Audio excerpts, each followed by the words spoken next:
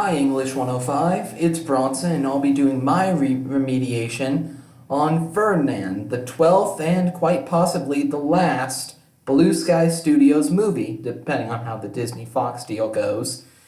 They're the same minds behind Ice Age, Rio, and the Peanuts movie. The movie starts with a young Ferdinand protecting a flower from the other bulls at the ranch. Their names are Bull 1, Bull 2, and the one Peyton Manning is playing. Anyway, Ferdinand's dad gets chosen to fight the Matador, and he dies. Okay. Understandably pretty upset, Ferdinand decides to run away from the ranch and is ultimately successful. He ends up at a florist's house where he meets an older man named Juan and a young girl named Nina, and we get a montage of them growing up together. Good night, Ferdinand. 'Cause I'm happy to call this home. No more running. I'm good knowing that I belong. Call it home. I got love. Ferdinand wants to go to the annual flower festival, but Juan says he's too big, and there are some admittedly pretty funny gags where he tries to decide whether or not to go anyway, and even more when he does show. If that orange doesn't fall by the time I count to 3, I'm going. 1. If that rock is still there by the time I... What could you possibly need that for? That was odd. But after accidentally destroying the place, Ferdinand is forced to go back. And I don't mean back to bullfighting, he goes back to the exact same ranch. Okay.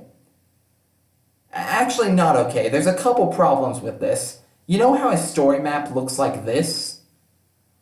Well, Ferdinand's looks like this. You see, we spend so little time with Juan and Nina that their relationship has no weight. In fact, I straight up forgot about them. I had to look up their names for this review. Regardless, Ferdinand isn't really about the story or characters. It's a comedy at heart, and when we get to the ranch, we're introduced to a lot of comedic characters. We have the 3 German horses, the 3 hedgehogs, and 2 new bulls named Scottish Stereotype. I don't know you, but I'm not scared of you, you sorry sack of meat. You're an affront to my nostril. And Frankenbull. He was created in a lab. A Frankenbull. Says nothing, feels nothing. And I gotta say, Ferdinand does pretty good with its comedy. They got every kid in the audience to laugh, and they even threw in a few jokes for the adults. Shushu, go on, stinky one. Have a nice day smelling terrible. Yeah. I bet his parents weren't even related. Which is good, since this takes up the majority of the movie. I just wish there was a way for us to get to know the bulls as characters and their personalities a little bit more. You call that dancing? Ha! Nein. This is dancing. Wait, no.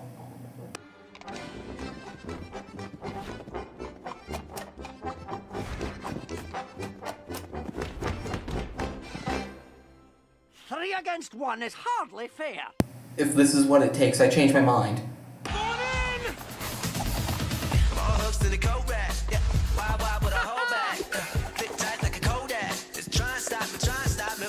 Stupid, stupid, stupid. But it's probably the best scene in the movie. You see, this dance fight, dumb as it is, actually shows us a little bit about the bulls' personalities. Every single one of them has their own unique way of moving and dancing, and for some of them they even have their own music. I mean, just look at Frankenbull.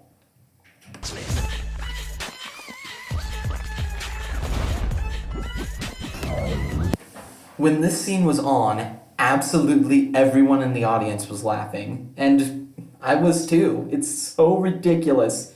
It actually kind of works. But the laughs can't go on forever. Ferdinand tries to escape the ranch and discovers a terrible secret. No bull has ever beaten the Matador. Realizing his friends are basically pigs to the slaughter, he goes back to try and convince them otherwise. But Bull 1 doesn't really care and gets into a fight with him. Then this happens. Ah!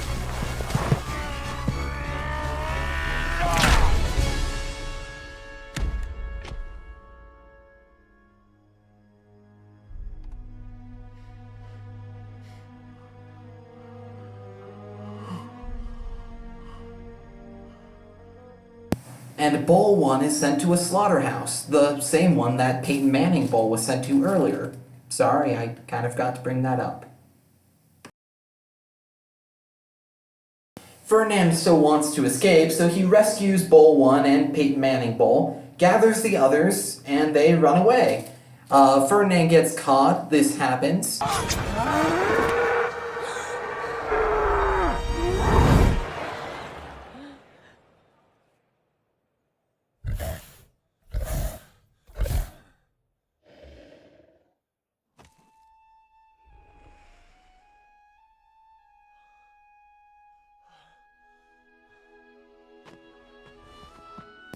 Juan and Nina show up, and everyone lives happily ever after.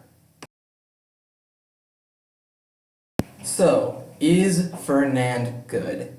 Yes, if you know what you're getting into. If you're expecting a super heartfelt, don't judge a book by its cover story, you're going to be disappointed. But, if you go in thinking that this is a family comedy with adult jokes thrown in there, you're probably going to have a pretty good time.